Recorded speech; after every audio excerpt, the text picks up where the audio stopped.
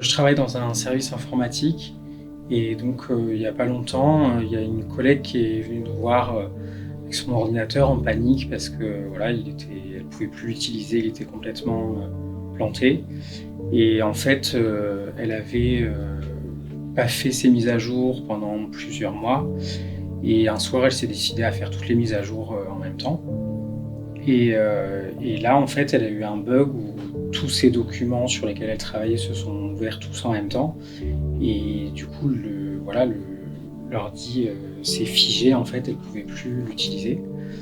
Donc, elle est venue nous voir et en fait, on n'a pas pu résoudre le problème et donc, il a fallu, redémarrer l'ordinateur et là, ces fichiers étaient plus accessibles et du coup, ben, on n'a pas eu d'autre solution que de réinitialiser l'ordi et voilà et comme elle avait, une sauvegarde qui datait d'1 an, beh, du coup, elle a perdu, tout ce travail, d'1 an.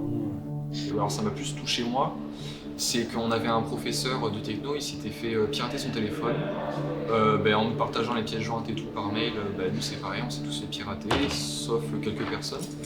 Et j'ai un ami, j'ai trouvé ça un peu bizarre au début, il avait le même téléphone que moi, quasiment le même modèle, un truc comme ça quoi. Et lui il avait rien, c'était pas l'un des seuls, mais on avait le même téléphone, lui il avait rien, je trouvais ça un peu bizarre, donc je lui en parle.